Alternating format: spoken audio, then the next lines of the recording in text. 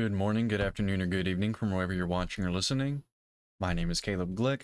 I'm a lawyer here in the great state of Texas with the Calhoun School of Law to bring you a lot of information plenty of bad folks would rather you not have. Today, ladies and gentlemen, we'll provide another installation into our Anti-Federalist Paper series going on number 64. So if you haven't gone back and watched 1 through 63, I would highly encourage you to do so because understanding the Anti-Federalist Papers in addition to the Federalist Papers will equip you with a very well-rounded understanding of the U.S. Constitution, and understanding the U.S. Constitution will be absolutely necessary if you intend to combat any sort of lawfare waged against you, your loved ones, or your hard-earned property. So let's go ahead and jump on over to the Anti-Federalist Papers. The version I'm using is provided by the Constitutionalist Society, but there are multiple institutions from which you can get a paper and digital copy of the Anti-Federalist Papers. While you're out there looking, if you haven't done so already, go ahead and get a copy of the Federalist Papers so you can join us in comparing the arguments for and against ratifying the U.S. Constitution. Excellent. So number 64 is a continuation of the past two Anti-Federalist Papers titled On the Organization and Powers of the Senate, Part 3. This is taken from the New York Journal, November 22nd, 1787 by Cincinnatus. It appears to have been written in answer to James Wilson's Anti-Federalist number 12. He says this, Cincinnatus, not James Wilson. Cincinnatus says this: I come now, sir, to the most exceptionable part of the Constitution, the Senate. In this, as in every other part, you, James Wilson of Pennsylvania, are in the line of your profession, law. And on that ground assure your fellow citizens that, quote, perhaps there never was a charge made with less reason than that which predicts the institution of a baneful aristocracy in the federal Senate.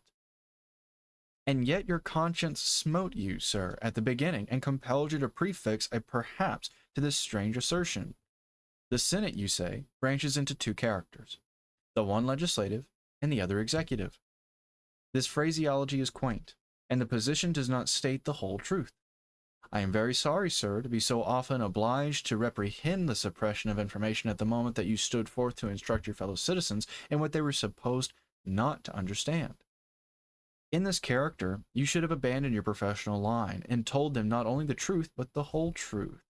The whole truth, then, is that the same body, called the Senate, is vested with legislative, executive, and judicial powers. The two first you acknowledge, the last is conveyed in these words. Section 3rd, quote, the Senate shall have the sole power to try all impeachments. On this point, then, we are to come to issue, whether a Senate so constituted is likely to produce a baneful aristocracy which will swallow up the democratic rights and liberties of the nation. To judge on this question, it is proper to examine minutely into the Constitution and powers of the Senate, and we shall then see with what anxious and subtle cunning it is calculated for the proposed purpose. First, it is removed from the people, being chosen by the legislatures, and exactly in the ratio of their removal from the people do aristocratic principles constantly infect the minds of man.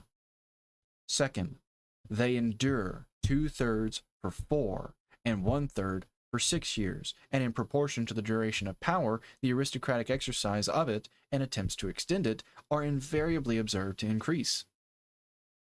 Third, from the union of the executive with the legislative functions, they must necessarily be longer together, or rather constantly assembled, and in proportion to their continuance together, they will be able to form effectual schemes for extending their own power and reducing that of the democratic branch. If anyone would wish to see this more fully illustrated, let him turn to the history of Decemviri in Rome. Fourth, their advice and consent being necessary to the appointment of all the great officers of state, both at home and abroad, will enable them to win over any opponents to their measures in the House of Representatives, and give them the influence which, we see, accompanies this power in England, and which, from the nature of man, must follow it everywhere. Fifth, the sole power of impeachment being vested in them, they have it in their power to control the representative in this democratic right, to screen from punishment, or rather from conviction, all high offenders, being their creatures, and to keep in all opponents, to keep in awe all opponents to their power in high office. Sixth, the union established between them and the vice president, who is made one of the core and will therefore be highly animated with the aristocratic spirit of it, furnishes them a powerful shield against popular suspicion and inquiry. He being the second man in the United States who stands highest in the confidence and estimation of the people. And lastly, the right of altering or amending money bills is a high additional power given them as a branch of the legislature, which their analogous branch in the English Parliament could never obtain, because it has been guarded by the representatives of the people there, with the most strenuous solicitude as one of the vital principles of democratic liberty. Is a body so vested with means to soften and seduce, so armed with power to screen or to condemn, so fortified against suspicion and inquiry, so largely trusted with legislative powers, so independent of and removed from the people, so tempted to abuse and extend these powers? Is this a body which freemen ought ever to create, or which freemen can ever endure? Or is it not a monster in the political creation which we ought to regard with horror? Shall we thus forget our own fetters? Shall we set up the idol, before which we shall soon be obliged, however reluctantly, to bow? Shall we consent to see a proud aristocracy erect his domineering crest in triumph over our prostrate liberties? We shall yet see more clearly how highly favored the Senate has been by taking a similar view of the representative body. This body is the true representative of the democratic part of the system, the shield and defense of the people. Its transcendent and incommunicable power of impeachment, that high source of its dignity and control, in which alone the majesty of the people feels his scepter and bears aloft his fasces, is rendered ineffectual by its being triable before its rival branch, the Senate, the patron and prompter of the measures against which it is to sit in judgment. It is therefore most manifest that from the very nature of the Constitution, the right of impeachment apparently given is really rendered ineffectual. And this is contrived with so much art that to discover it, you must bring together various and distant parts of the Constitution, or it will not strike the examiner that the same body that advises the executive measures of government, which are usually the subject of impeachment, are the sole judges on such impeachments. They must therefore be both party and judge, and must condemn those who have executed what they advised. Could such a monstrous absurdity have escaped men who were not determined, at all events, to vest all power in this aristocratic body? Is it not plain that the Senate is to be exalted by the humiliation of the democracy? A democracy which, thus bereft of its powers and shorn of its strength, will stand a melancholy monument of popular impotence.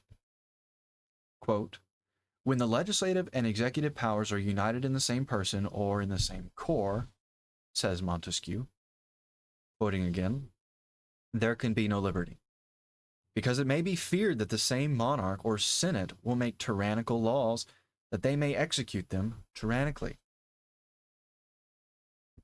I am aware that this great man is speaking of a senate being the whole legislature, whereas the one before us is but a branch of the proposed legislature.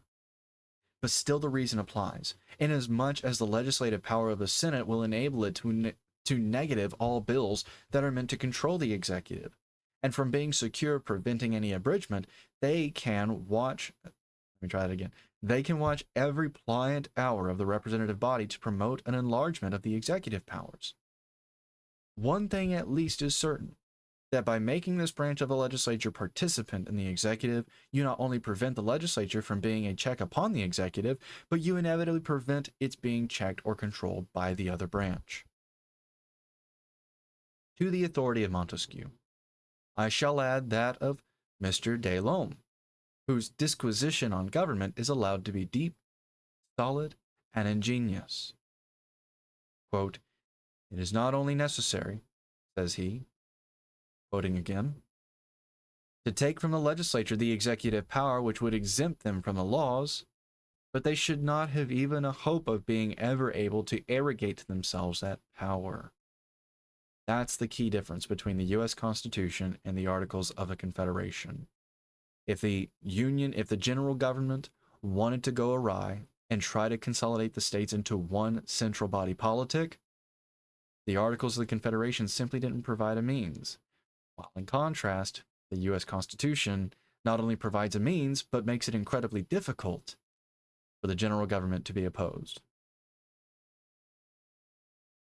To remove this hope from their expectation, it would have been proper not only to have previously laid down in a Declaration of Rights that these powers should be forever separate and incommunicable, but the frame of the proposed Constitution should have had that separation religiously in view through all its parts. It is manifest this was not the object of its framers, but that on the contrary there is a studied mixture of them in the Senate as necessary to erect it into that potent aristocracy which it must infallibly produce. In pursuit of this daring object, than which no greater calamity can be brought upon the people, another egregious error in constitutional principles is committed. I mean that of dividing the executive powers between the Senate and President.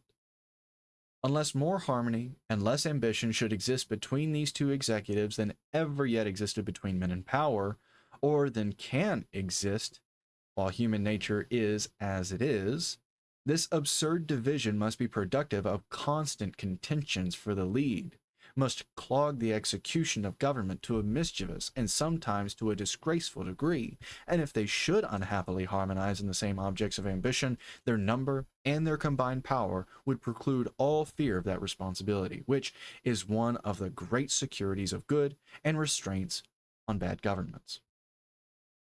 Upon these principles, Mr. de Lune has foreseen that, quote, the effect of a division of the executive power is the establishment of absolute power and one of continual contention.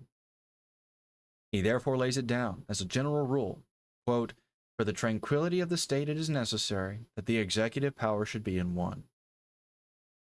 I will add that this singlehood of the executive is indispensably necessary to effective execution, as well as to the responsibility and rectitude of him to whom it is entrusted. By this time, I hope it is evident from reason and authority that in the constitution of the Senate there is much cunning and little wisdom, that we have much to fear from it and little to hope, and that it must necessarily produce a baneful aristocracy by which the democratic rights of the people will be overwhelmed. It was probably upon this principle that a member of the convention of high and unexceeded reputation for wisdom and integrity is said to have emphatically declared that he would sooner lose his right hand than put his name to such a constitution. Signed, Cincinnatus. Let's go ahead and highlight that last paragraph. Just as a reminder that yes, a lot of these individuals were conspiring to subvert the entire purpose of the revolution against the British, against the crown, but that there were also quite a few, not quite the majority, but pretty darn close, who recognized the inevitable tyranny that would be wrought by the US Constitution, and in accordance to remaining loyal to their principles and the principles of the revolution against the crown, refused to sign the US Constitution.